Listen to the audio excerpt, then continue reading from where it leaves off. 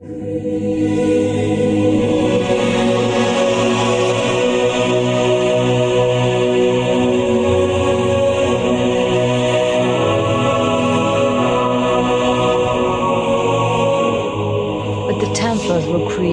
protect the Holy Land. That was a cover, to hide their true goal. I've never heard about any of this. Yes, you have. Almost everyone on Earth has.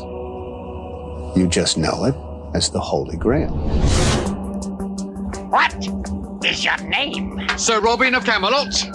What is your quest? To seek the Holy Grail. What is the capital of Assyria? I don't know that. To the canyon of the crescent moon, to the temple where the cup that holds the blood of Jesus Christ resides forever. The Holy Grail, Dr. Jones. You chose one. Guten Tag and bienvenidos, BizBear Nation, and welcome to Über Cinco, the podcast game show where we deep dive top fives.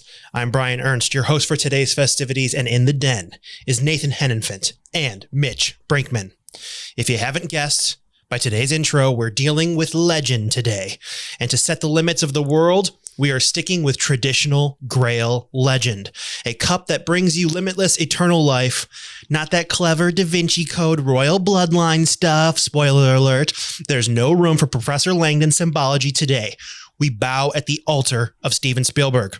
Today, our contestants will reveal and defend their top 5 mistakes you'd make with eternal youth after finding the Holy Grail.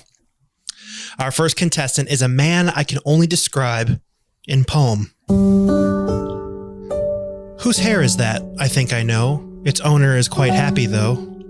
Full of joy like a vivid rainbow, I watch him laugh, I cry hello. He gives his hair a shake and laughs until her belly aches. The only other sounds the break of the distant waves and birds awake.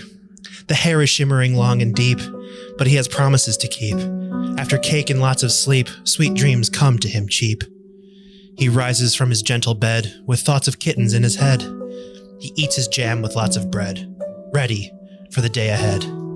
And that noble knight on the crusade for eternal youth is Sir Nathan Hennenfent. How are you, sir? My liege, I bring good tidings from this realm. Thank you for that very elegant welcome. It is far more than I deserve. That is my pleasure. I am doing quite well. That's great. That's so good to hear. And our other guest has had his stripes revoked after being excommunicated for indecent exposure. Legend has it the light reflecting off his pasty chest turns you to stone and is ironically the only way he can make you hard. His ginger coif affords him one last calling in life, court gesture for the countryside's stupidest king, the Earl of Duck Duck Goose. The one, and thank God the only, Mitch Brinkman. Wow, okay, I already have a bone to pick because in Minnesota, we play Duck, Duck, Gray Duck. Sorry, I would never be the jester for that shit-tacular king. And I realize that Minnesota is on its own little island there, but fuck you, Brian. That's Let's real. Go. Duck, Duck, Gray Duck. That's a real thing. We play Duck, Duck, Gray Duck. Yep. That's the dumbest thing I've ever heard. That's just you're just being stubborn. You're just being stubborn. Just say goose.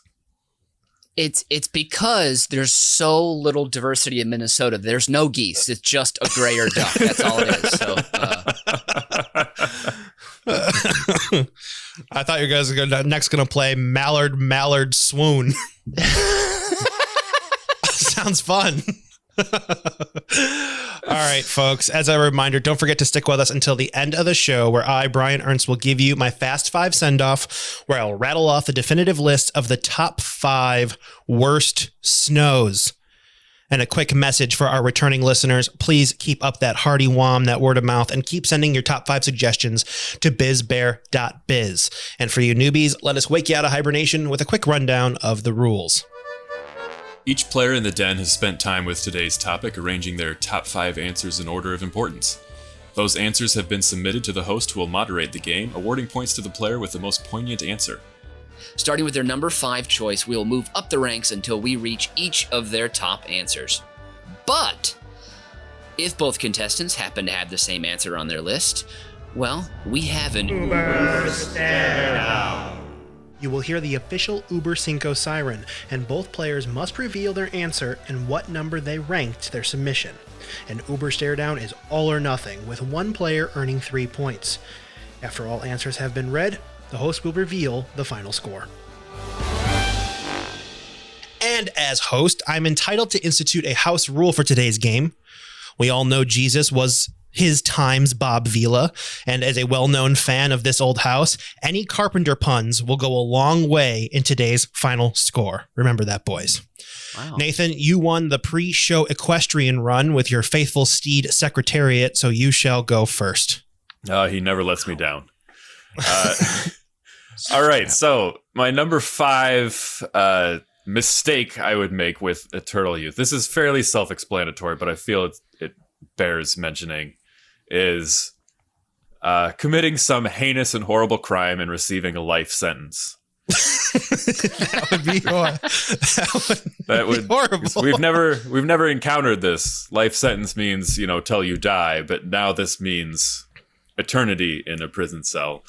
So how long would it take for the justice system to finally buckle and let you out? Now, I did some research, and a man named Charles Fossard, he was an Australian, and he murdered an old man in order to steal his boots.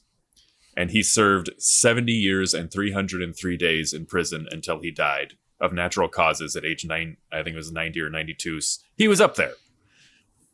So do they, after you pass that record, do they then let you out? How horrible was the thing that you had done? Are you going to sit there for 200 years, 300 years? Are they finding you being like, all right, this guy's probably learned his lesson. We've never tested the limits of the prison system to this point. It's time to let him go.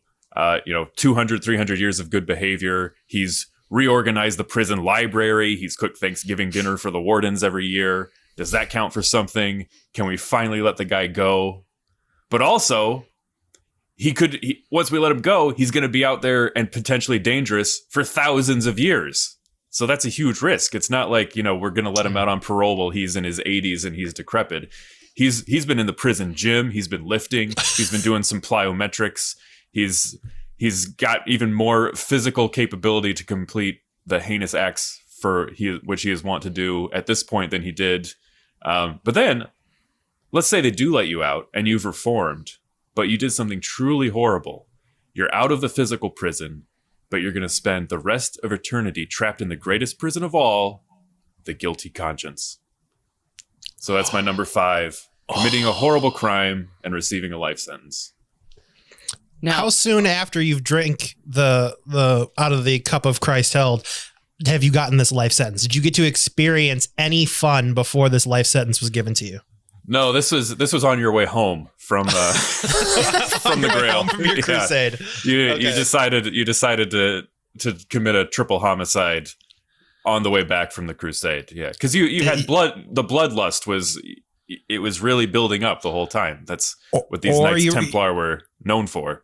Or you ran out of boots and you needed some new boots. Yes. The nearest stagecoach wagon. Let's just kill him. That 87-year-old guy, he's a size 12? Oh, God, this is too good to pass up. Depending on what state you're committing this crime in, the Holy Grail is, an imaginary thing. So technically you could say, oh, I found it in suburban Kansas City or something. If you're not aging and you're in jail, I feel like at some point some states would be like, this is a witch, we must kill him now. And then you're going to the fry bucket, my friend, and you're going to be done a lot sooner than, a life sentence. So also life sentences vary state to state. Am I correct there? I believe so. I think because some states, a life sentence is like 25 years. They give you like 4 consecutive life sentences just to make sure you die in prison or whatever it is, But what if you survive those four? Do you then get to? I think you should get out at that point. Then 100 years later, hopefully you've had the internet the whole time and can maintain access to the world and come out with the pertinent skills to get yourself a job in the new green economy. I think that'd be a really nice thing. So What if you accidentally get a second life sentence? It's really kind of amazing how the term life sentence, life in prison, that it's 3 words. We all know what it means, yet there's so much interpretation from it. Like you said, from state to state, life in prison can mean 1,000 different things, but it should be the most simple thing.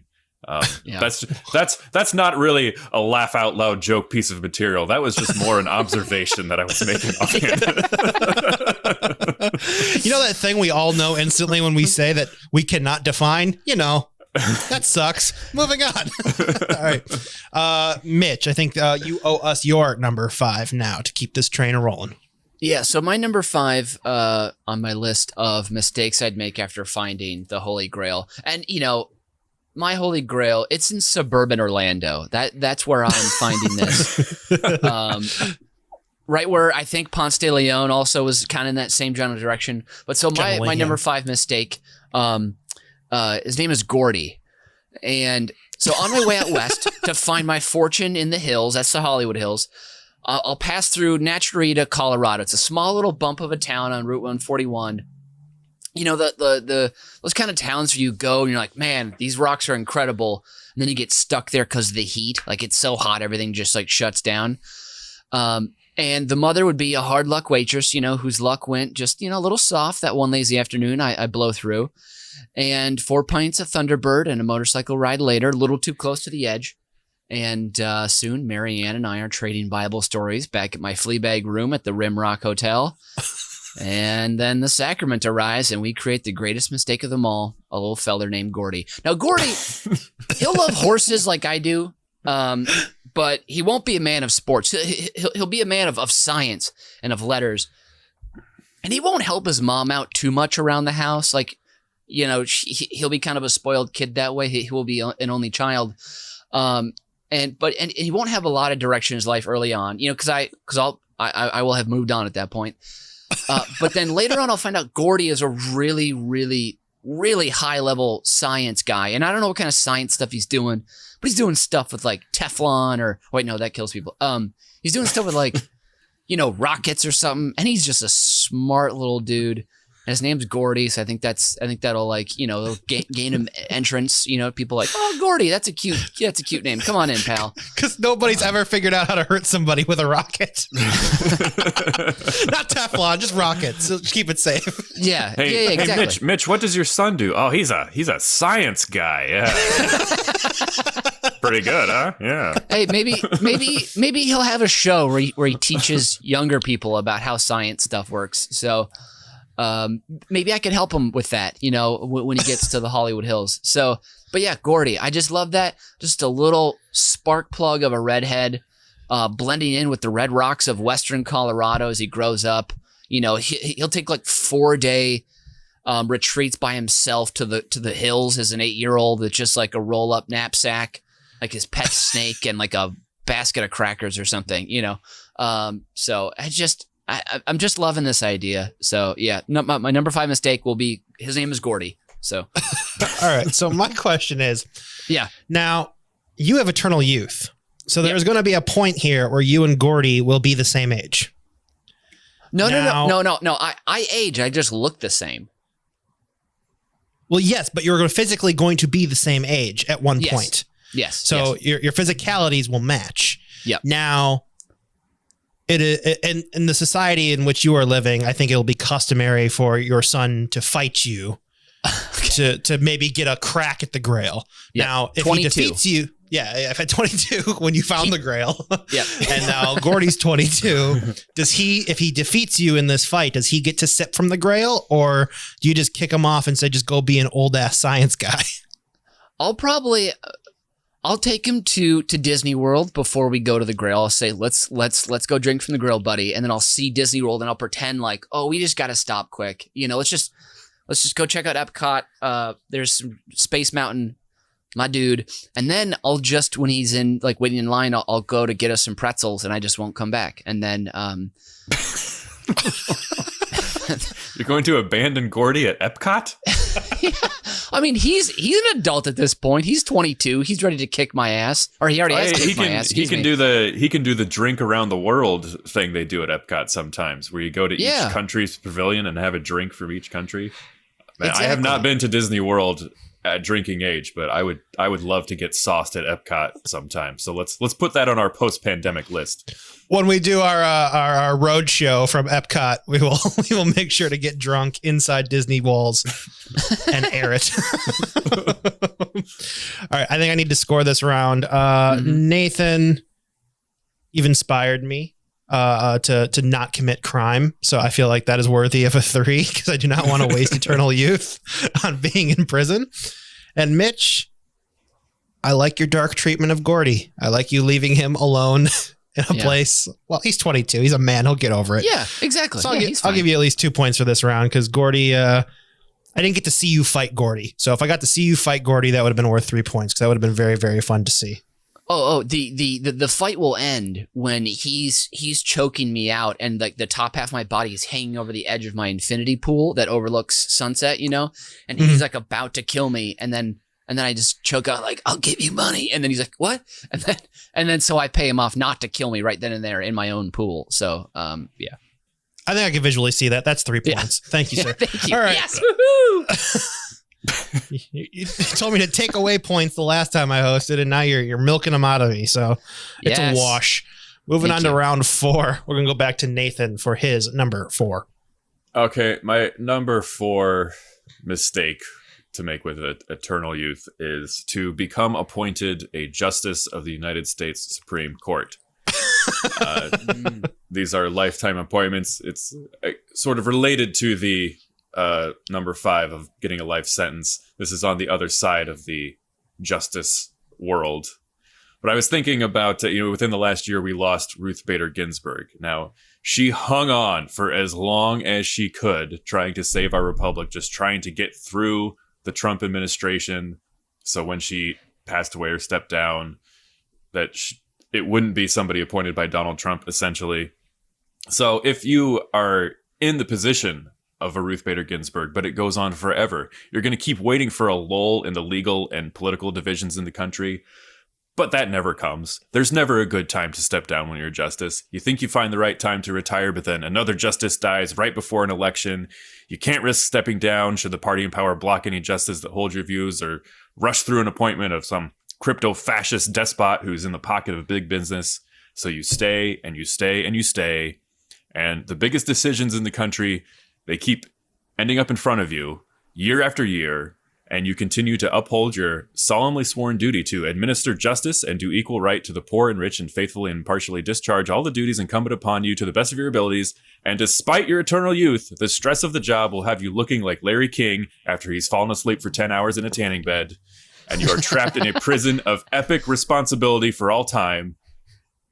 The one thing that youth wants to avoid is responsibility. And now you have the most forever. There could be no greater hell. Wow. Wow. You just, I feel like you glided over the whole aspect of you having to study for the LSATs, take the LSATs, get like a perfect on the LSATs, go to law school, ace law school, get a great clerkship to even be considered for the Supreme Court.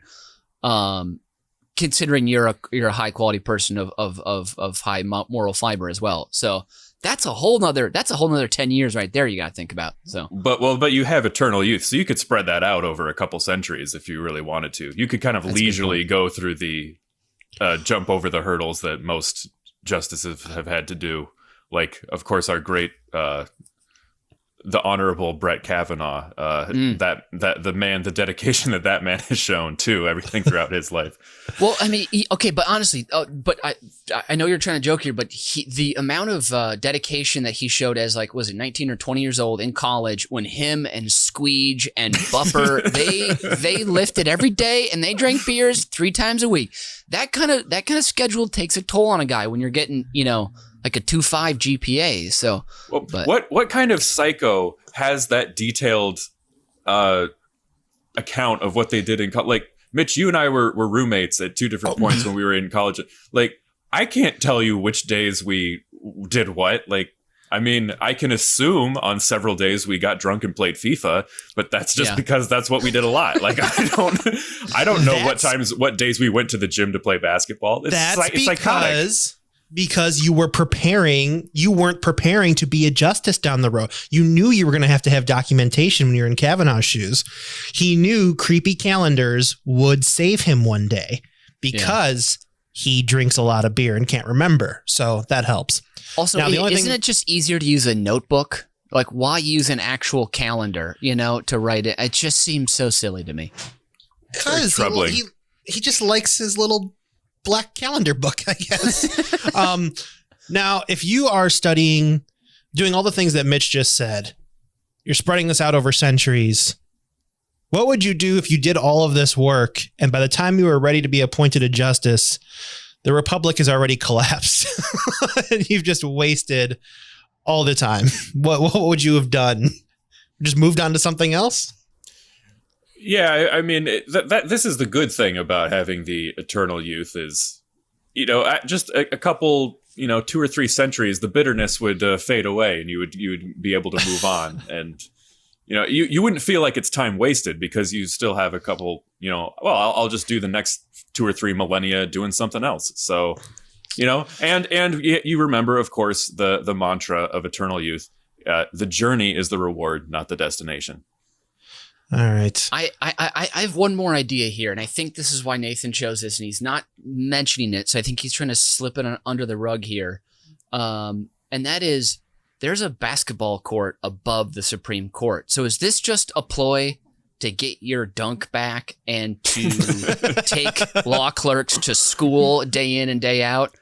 I will say if I actually did have eternal youth and I was still 27 years old, you would find me at the gym every single day just dunking, because I can still just barely dunk.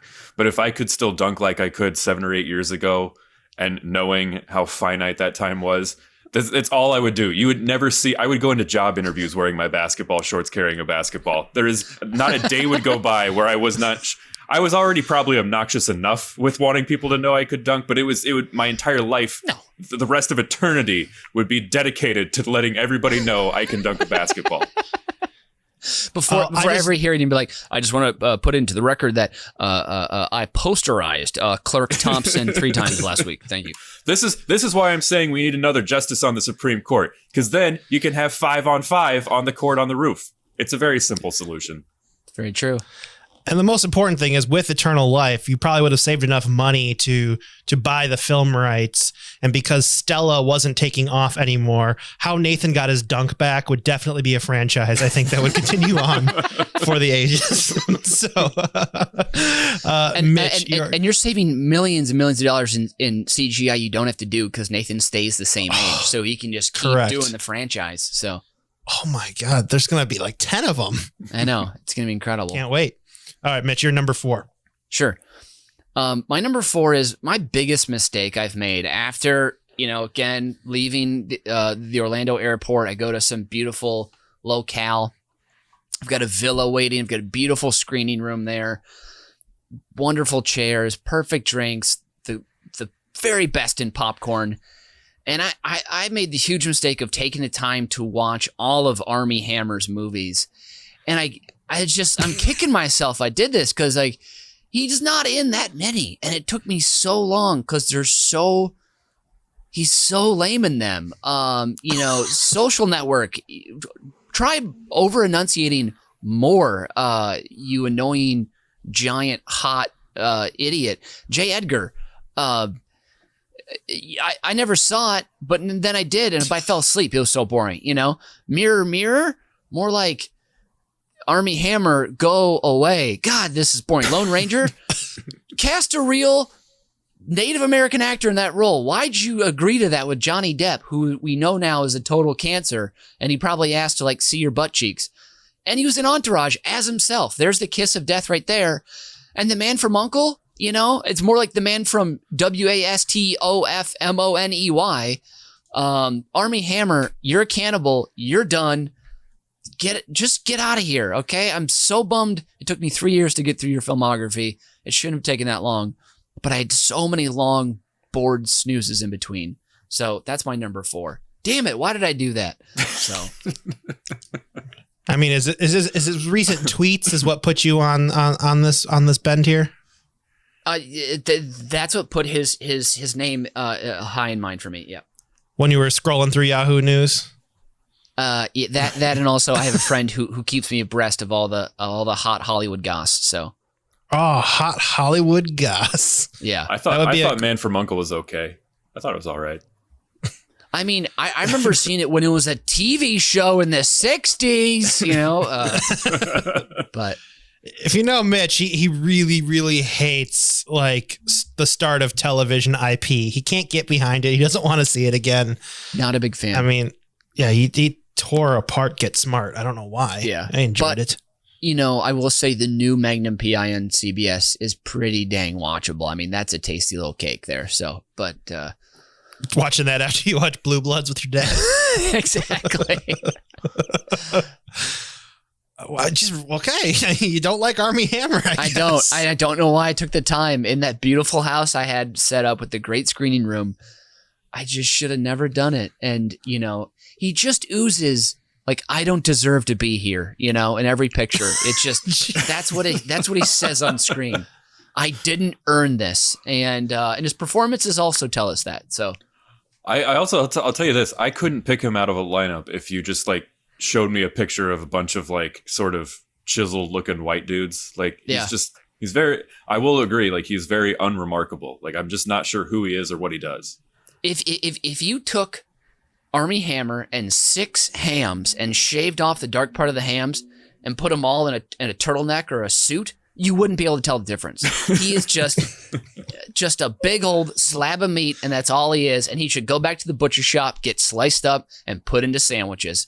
Let's move on. I hate talking about Army Hammer. Why did I do this? It's such a mistake. Well, it is a mistake. So there you go. I had all this time, and I wasted it. Sorry, keep going.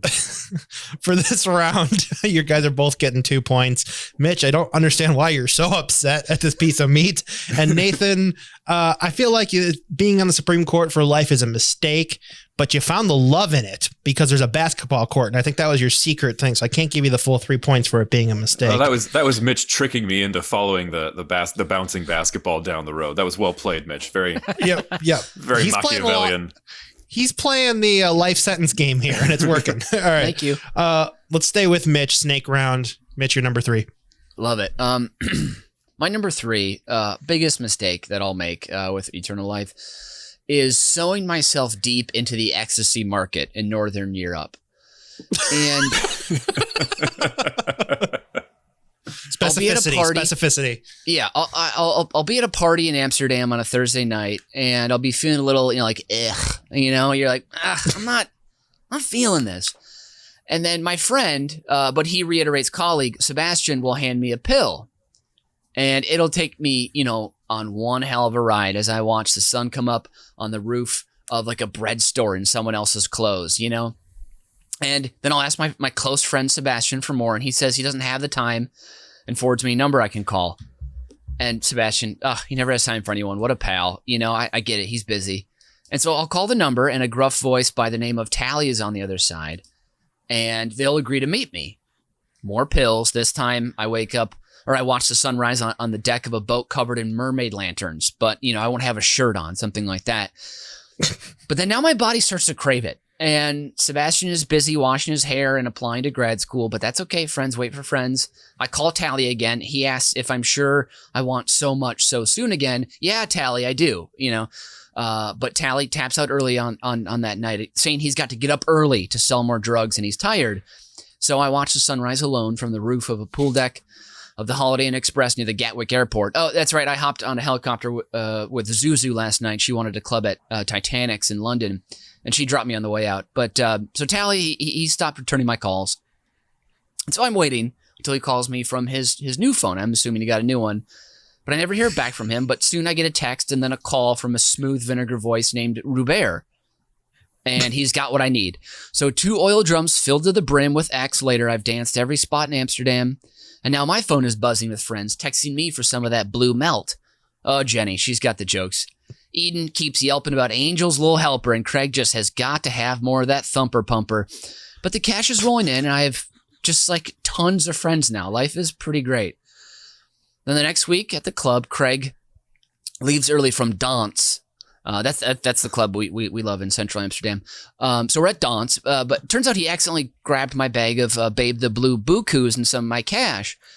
And that night I watched the sunrise from the I'm gonna mispronounce this. I can never say it, but the Orange Sluizen waterworks as I drop the 2 oil drums now filled with Craig into the water. And my hand's a bit stained, but my little blue drummer boys keep me upbeat. And the game at this point, it's gotten tiring, you know? And after a while, I sell my Jaguar with the false bottoms and my condo overlooking the iFilm Museum. And I decided to change my number, knowing full well my friends will have a hard time getting a hold of me. But it's time to move on. And I hear Colombia is beautiful all year round. So that's my number 3. So you move from the blue stuff to some Colombian Bam Bam. So it's just one step of being a drug lord and different factions of the world for eternity. It gets old after a while, you know, having to meet people, places, and bringing them things and, you know, taking cash in return. So I only have one question, and that is, what did you use to dissolve Craig? Oh, that was a mixture of, it was a Mexiathi Iozone or something. I don't remember, but my friend Goober got it for me. He's a science guy, probably much like Gordy will be in the future. Those science guys, is there nothing they can't do? They're so smart. They're so brilliant, and yeah. And how lucky for you that Club Dance shares an alley with a science place across the street. Yeah. I mean, the people in Amsterdam are very smart. There's a lot of good industry there, so it makes sense. But yeah, Club Dance, go on Thursdays. Great DJ set there. So Red Light District X. I did not think we would go there today. Nathan, your number 3.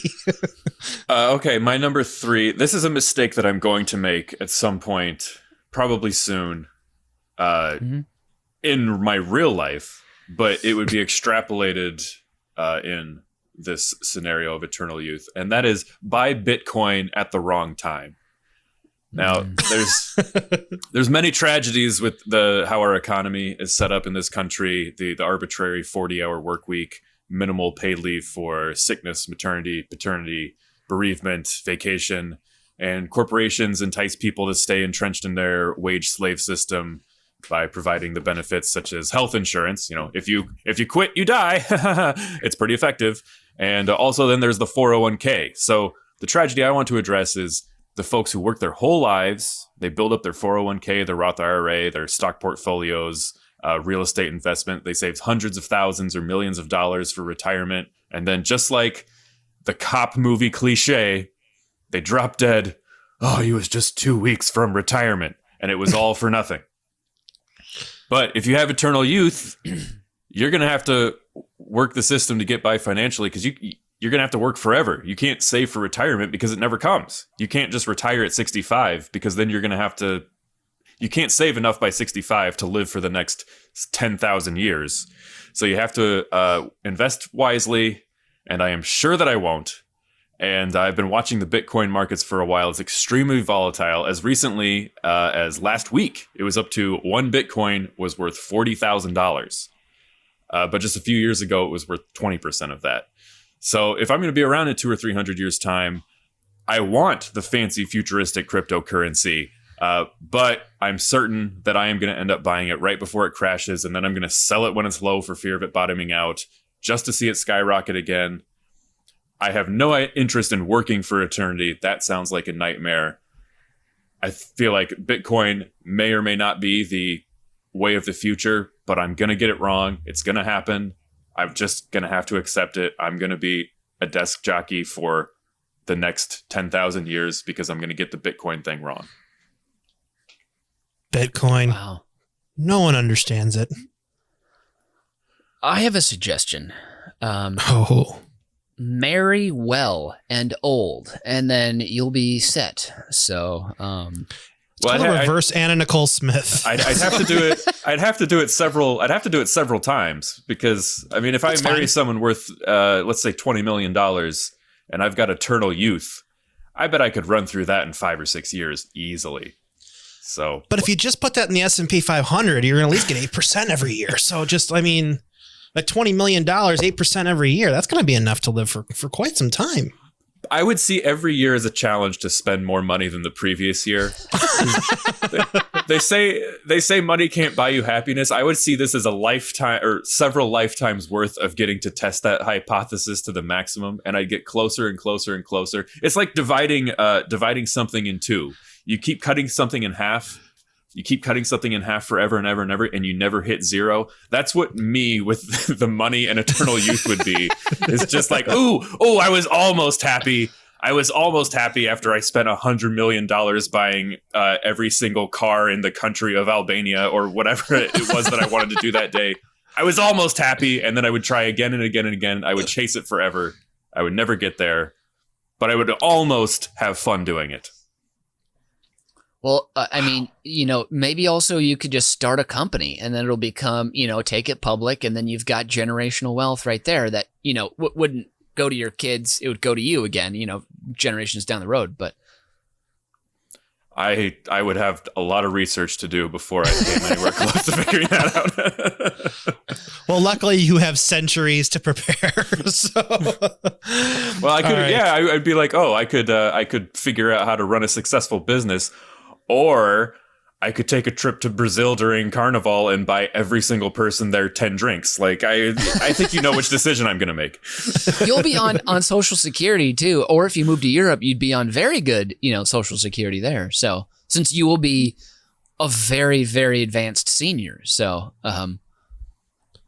you'll be a man of the world with all currencies needed, I believe. Yeah. We need to move on because now I just can't stop daydreaming about this. All right. For round 3, Mitch, for going so dark into the underground of ecstasy, I'm going to give you 3 points because I like that your head's as weird as mine. Thank you. And Nathan, I'm only going to give you 2 points because you made me sad. All right. So let's stay with Nathan to hear his number 2. Okay, my number 2 is becoming famous. So the great 21st century philosopher and shaman Russell Brand once said that fame is the equivalent of ashes in your mouth. It's a false promise. It's not all it's cracked up to be. And the normal cycle of fame is you become a sensation, then you're a mainstay, and then you're sort of an elder statesman, and people kind of start to respect you and you fade away gracefully. That's if everything goes to plan.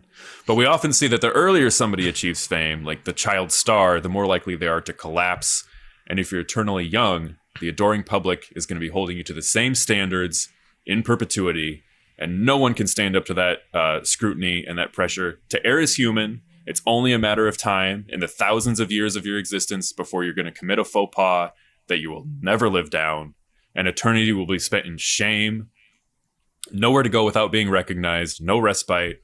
And then eventually somebody is going to get wise to the fact that you're never dying. So not only are you famous for whatever it was that you became famous for, it's like, oh, that guy is absolutely never going to die. So that's pretty cool. He's your curiosity for that alone.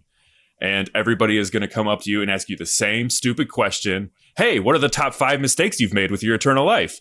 And the worst example of this is if you accidentally became a meme.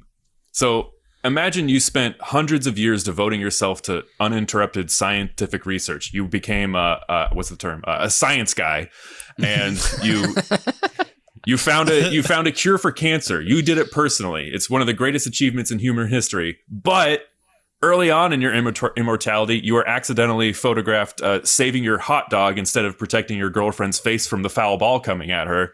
And then the photo went viral with all kinds of amateur modern day S.J. Perlman's captioning it in ways that sum up whatever political or cultural affairs of the day are. So you've saved millions of lives. You changed the course of human history for the better. But every time somebody sees you on the street, hey, it's the hot dog guy. So you got to remain anonymous for eternity, is my advice. I think that's a good piece of advice, but you are missing one giant part of this that could be really fun, is you get to fake your own celebrity death to start over. Now, I feel like you're missing a pretty big opportunity here to be like, all right, you can wear a wig the rest of your life. Who cares? So just fake a big, glorious. Or cut my hair. Yeah, that's what I'm saying. It's like every single teen comedy. As soon as you take your glasses off and put your hair up, you're a completely different man. Yeah. Who are you?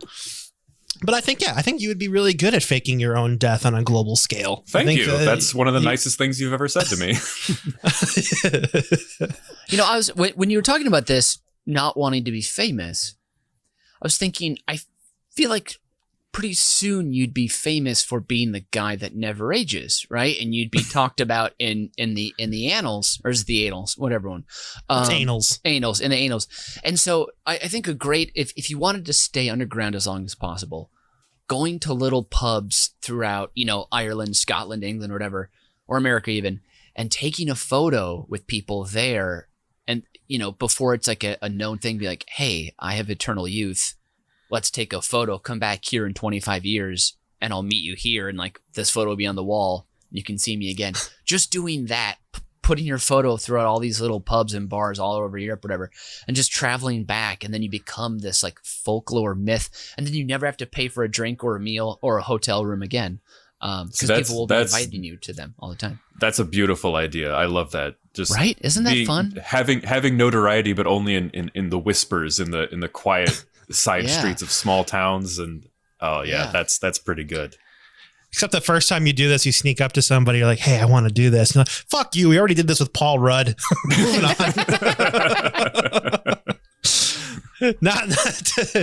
Yeah, you're young, cool. You always look good. Fuck you. Get out of that pub. All right. Mitch, your number 2, please. Sure. Yeah, my number 2 is, this one is firmly rooted in reality. And because it's already part of my life. But, I go down to see Harry Potter World finally. I get a little tired of it. So I'm like, I'm going to go out to the woods here in suburban Orlando. And I find the Grail and I drink it. And I go home. But I'm still going to continue to make the mistake every single year of rooting for my Minnesota Timberwolves. Ever since the 80s, they've continued to let me down.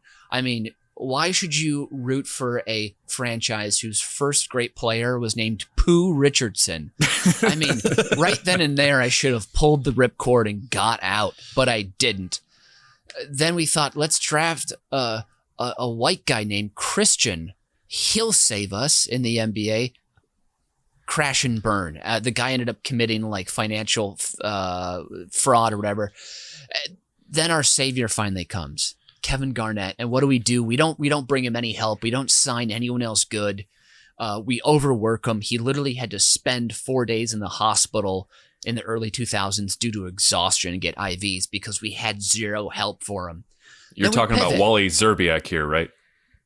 Thank you very much. Yeah. Spell Zerbiak and I'll send you $10 on Venmo. Then after that, their big idea is to trade for a pudgy white guy named Kevin Love. Are you seeing a trend here? Are you seeing a trend? I know it's Minnesota, but still, my God. And we became the first NBA team since like the 1958 Fort Wayne white guys to field an entire starting lineup of white guys. And the Timberwolves have sucked for so long. We tasted the playoffs for 1 year for 4 games, like 2 years ago, Jimmy Butler. Then he blew it up because he didn't like what he saw there. But I just can't quit him. God damn it. When you feel the rush of the team, you want to run with the pack from a young age. When you meet Kevin Garnett and Kevin McHale, another Minnesota basketball legend, at the age of 10 at basketball camp, and they both shake your hands and you get Kevin Garnett's sweat on you, it's in you for life. And so I feel like it's a mistake. It's a mistake I will keep making until the day I choose to end my own life, because there's no way I'm going to live forever. Maybe it's the day when the Timberwolves have already moved from Minnesota to Seattle. Then they moved down to, Austin, Texas, and they moved over to Jacksonville for a while, and they're back in Minnesota again. And the earth has changed so much. Minnesota's a hot climate now. We haven't seen snow in decades. Maybe then then is when I choose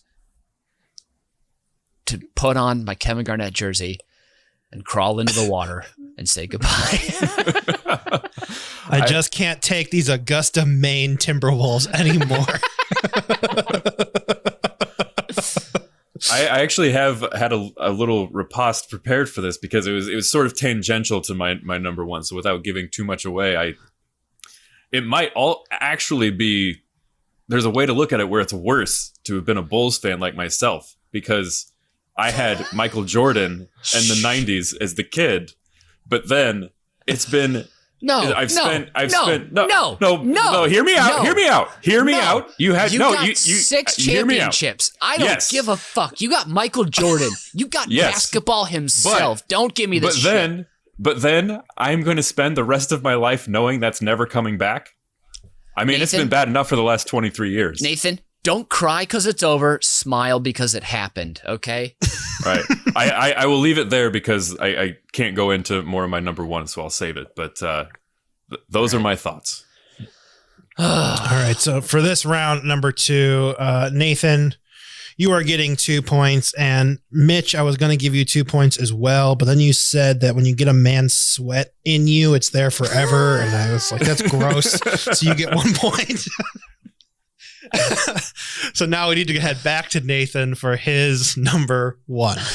All right. My number one, the biggest and most horrible, awful, terrible mistake you could make with eternal youth is falling in love. Now, falling in love it's perilous enough, even in the brief blink of existence we already have. But in this scenario, the more pure and beautiful and fairy tale-esque it is, the worse it will be. You will watch your beloved partner succumb to the ravages of age. Their beauty and health will desert them before your eyes. There will be nothing you can do.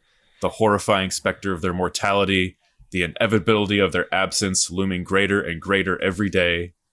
Despite your best intentions to remain faithful, you, with your 30-year-old physique, chiseled, absolutely shredded after decades spent in the gym and eating nothing but artichoke burgers, which I'm sure will be a thing by that point.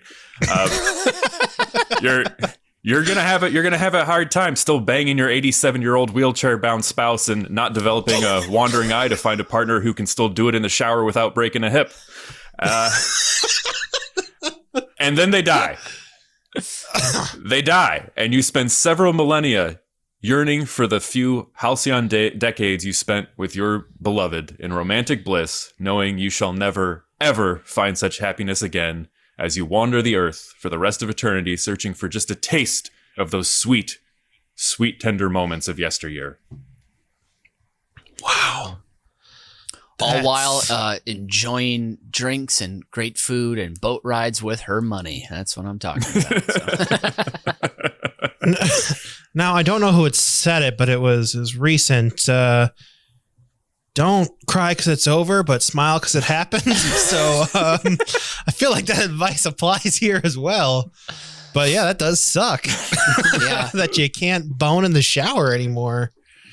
That's definitely a number one reason. Yeah. To have that wandering eye. Or maybe you just got a lazy eye because you've been alive too long. I don't know. This is why I feel like I prefer like a 2-day stand at a hotel room, that results in Gordy, but yeah. Gordy, you dumb little mistake. Go be a science guy and make Papa proud. This is, I honestly, as soon as Nathan started into this, I went, oh yeah, this made my heart hurt. And I thought about it. I was like, this is number one. Absolutely. It's number one. Yeah, it blows. But unlike our mortal flesh bags we live in now, you'll have the chance to fall in love over and over and over again. This is the great experiment. Will you though? That's nobody has actually lived this eternal youth scenario, and so can you ever recapture, the true love that you might experience for the first time that had lasted several decades? Would that ever be replicated? We simply don't know. So, Yeah. The fear is, the reason I put this as my number one, the fear is that no, you never would. It would just be a series of disappointments for the rest of eternity. Oof. So, or actually, what you could do?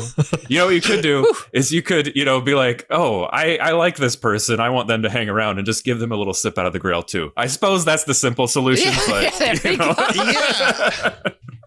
And then if you get sick of them, you can just kill them. But like, at least you tried. But then you serve the life sentence, and we start back at number 5, and the whole thing just. And that's why, thank God, the Grail is near Disney World, because if you need to lose them in a tight spot, take them to Disney World. You're gone in the wind very quickly. So, yeah, because I'm pretty sure the Mormons wrote about this. They took, the Fountain of Youth was in Jackson, Missouri, and then they had to move it to Florida for legal tax shelter reasons. Yep, but I'm glad it made it finally to Orlando and made your Grail journey so happy. It is the happiest place on earth, so I hear. Oh. All right, Mitch, your number 1, please. Sure, yeah. My number 1, again, just such a stupid mistake. I'm so pissed I spent all the time doing the legwork and the research for this. But my number 1 mistake made after finding the Holy Grail and enjoying eternal youth is authoring a book called Men's Cuts. And so I'll take a full quarter of a century to wear a very specific man's type of cut hair, and I'll gather data on how people react to that type of men's haircut. So I'll try out like the duck's ass, very popular in the 50s. It's where you have your hair very pomaded and combed back with a central part down the middle of the back of the head. There's the quiff, which I didn't know it was called this, but I love the quiff when your hair is pushed back and up off the head. It's kind of a mixture between a pompadour and a little mohawk into one slick and sexy man's cut. There's the temple fade, and this cut will make my already enormous forehead look even larger as I push my hair to the heavens with some like car level grease. Now think DJ Pauly D here for this one from Jersey Shore, because it sits kind of like a crown on your head if you get that image in your head. Some call it the Brooklyn fade as well. There's one from history I would wear called the Polish half-shaven head. And now this thing disappeared in the 18th century, but it was favored by Polish aristocrats since the 12th century. But imagine throwing a bowl on your head, and instead of just like buzzing your hair like someone might do with a bowl cut, where your mixing bowl doesn't cover, you shave everything down to the skin. You take it all off. You burn it off basically. And so I imagine with that haircut, just imagine, high temples down, nothing. It's a bare noggin. I'll have all the room I want, in the line at the bank with this daring men's cut. What else is there? The Liberty Spikes, popular in the 80s by punkers. And, but this one will require a ton of upkeep. And probably the most of any I'll sport during this research I'm doing for my book. But like just the amount of temporary cement you have to use to keep your Liberty Spikes up, will force me to become a famous punk rocker, and I have, of all time to do it. So that'll be a fun little side project. But again, being a punk rocker and one that really lives the style, those are tough hours to keep. You have to hammer at your body with cigarettes and booze, although cigarettes and booze don't affect me. So maybe it'll just give me a great voice. Some other cuts I might try, like the Butch or the military cut. That's a pretty classic one. The Princeton. Just think of Matt Damon, a little shorter on the sides, a little longer on top. And then, of course, I'm definitely going to rock, a stash with a perm from the 80s, early 90s look. Those like white guy cocaine dealers. Love that look. But through this, I'll be rating every interaction I have with these haircuts on a scale of 1 to 7. So every time a bus driver has to ask me twice to put my phone down and get on the damn bus, I'm rating that, 5. Every time a barista has to ask me, is your name really Carla? Oh, it's not? Then don't steal her drink. Yours is coming. I'm rating that like a 2. Every time at a bar and a man or woman pours their drink on my lap after the 15th minute of close hand magic as they try to climb over me out of the booth, that's probably going to be like a 3. But each and every encounter will receive, a highly science rating, whether it be a 1 or a 2 or a 4 or like a 6 or a 3 or a 5, even a 7, who knows. But I'll take all this exhaustive data, I'll bring it together, and I'll create a truly independent look on how people treat men based on the variety of a man's cut they have at that moment.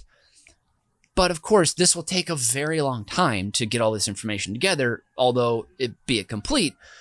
But the sad thing is, this book won't sell, I'm sure. I'll peddle it to Random House. I'll send a letter to Oprah's book club. She won't, put a spotlight on it. Penguin I'll talk to, but nobody will bite for a long time.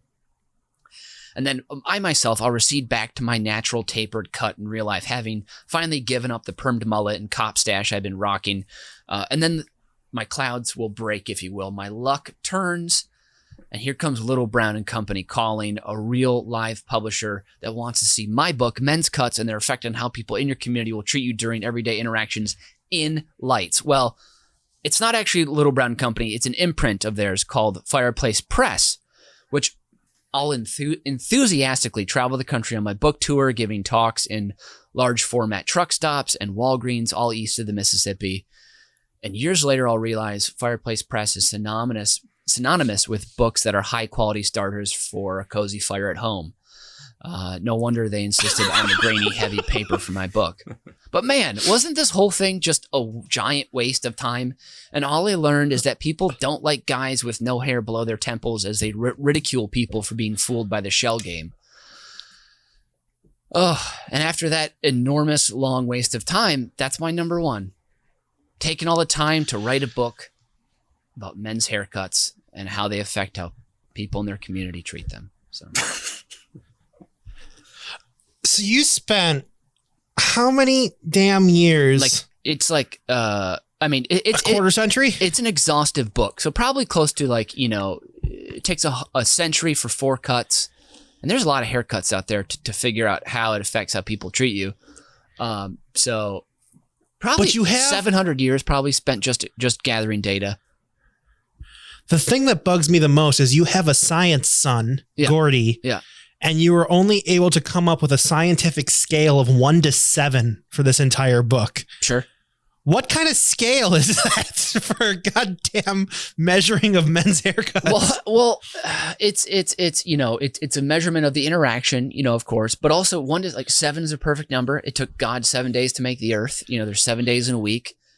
Okay. Kenny Lofton, center fielder for the Cleveland Indians in the early 2000s, wore number 7. It's a number that it felt right to me. So I just put the word science on it to make it seem impressive. Okay. Yeah. Wow. Yeah. So I don't know where to take this. I don't know what to do with this information. You just gave me an exhaustive list of this, and that wrapped up our number ones. And I don't know what to do with this information now. Seems like most people would just use it to start a fire in their home. Like a good, not like burn their house down, but in their fireplace or whatever. So, all right. It was a waste of time. It was an epic waste of time. It was a mistake. I know it was a waste of time. I'm so sorry. But we have forever. It's fine. We're asking you to come up with the biggest mistakes you can make with Eternal Life. Yep. Nathan chooses an eternal struggle of love, and you write about men's haircuts. It was a huge mistake. I cannot, in good faith, I shouldn't give you any points for this round, let alone this. Nathan, you wrote about eternal love. I'm giving you 3 points. Thank you. Mitch, you wrote about men's fucking haircuts. You're getting 1 point. This is the dumbest fucking thing I've ever heard. So with those final scores for round 1, that brings Nathan to 12 and Mitch to 10. Thank God you lost. Because those stupid haircuts. I'm actually sporting one of the haircuts right now. It's called the middle part. Very popular. And if you do this for the early 2000s, you got that. Remember that circle thing going on your forehead.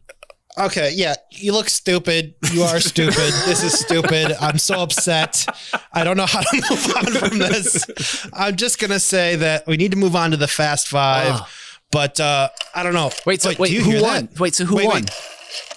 Nathan won. Oh, but do you hear that noise? Someone's using a rotary phone to break into our call center. What is this? What's going on? Oh no. This has never happened Someone's before. on the phone. Who is this? Hello. Is this Über Cinco? This is Über Cinco. Who are we speaking with? Who's this? My name is Alex Lovingood, and fuck Mitch Brinkman. First of all, we support your decision, but why? Listen, 2020 was a bad year for everybody. Let me start off by saying that.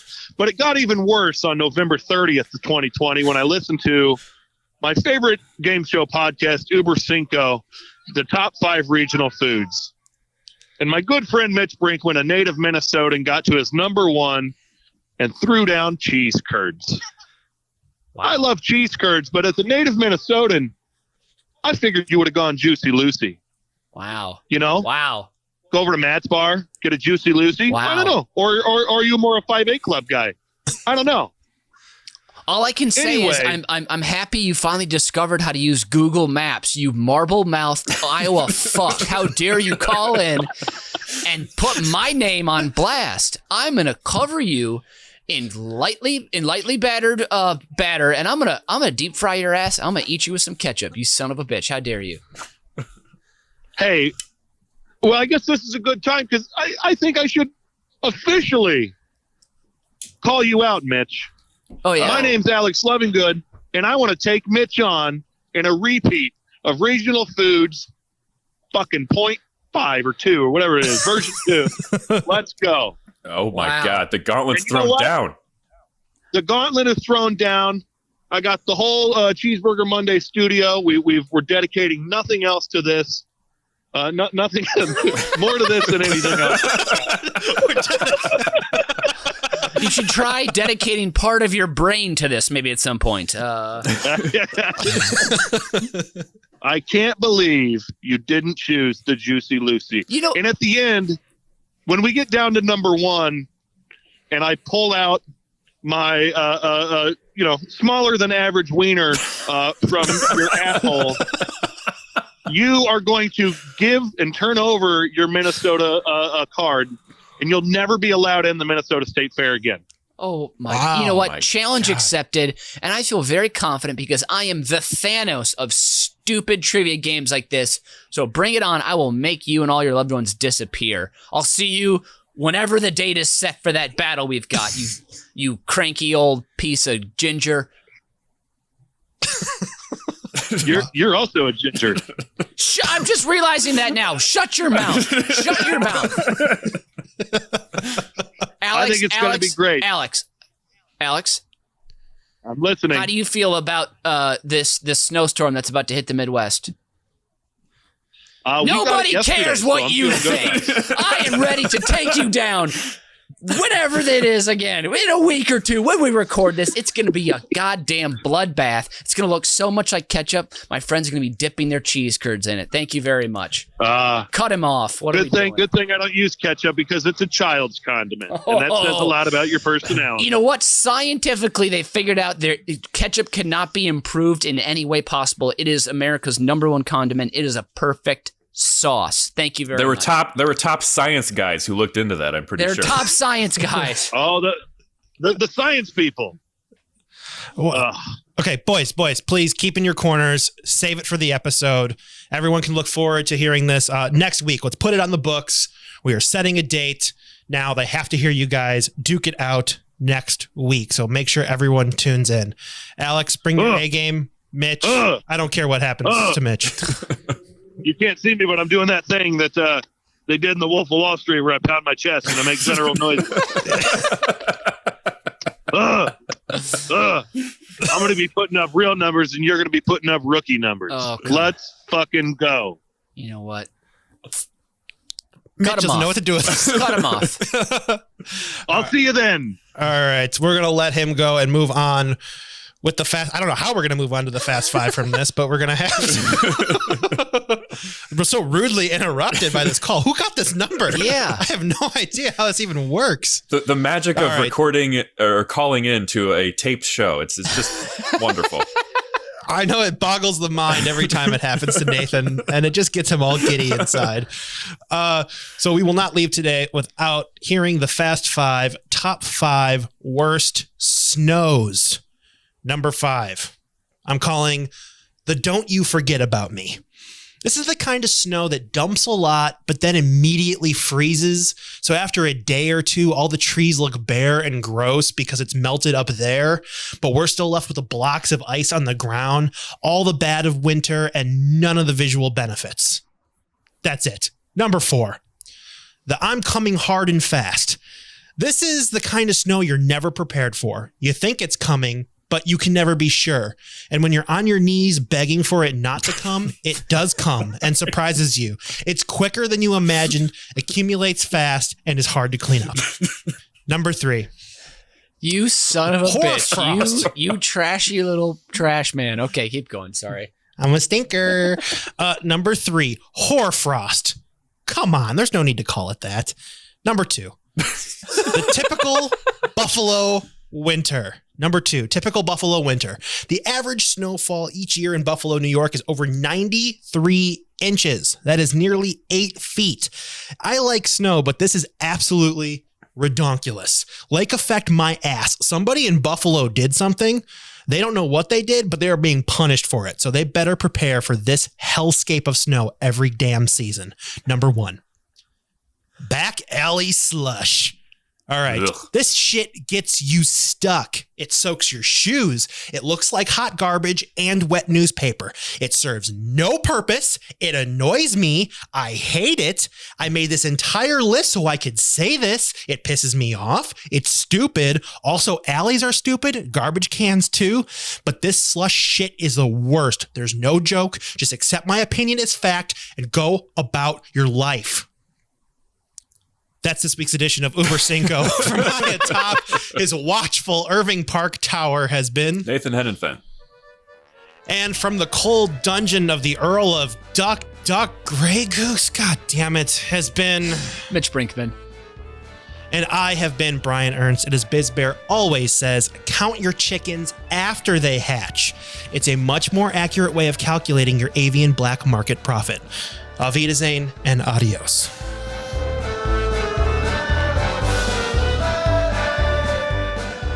You've just listened to Über Cinco, a production of UBK Studios. Subscribe to the show on Apple Podcasts, Spotify, Stitcher, or wherever you get your fine podcasts from. If you like what you hear and want to support the show, please visit our Patreon site at patreon.com/UBK Studios. Every little bit helps us keep the lights on and the bill collectors at bay. Keep tabs on us on all the social media at UBK Studios, and most importantly, subscribe to our YouTube channel so you can see that we really are just a bunch of good Midwestern boys.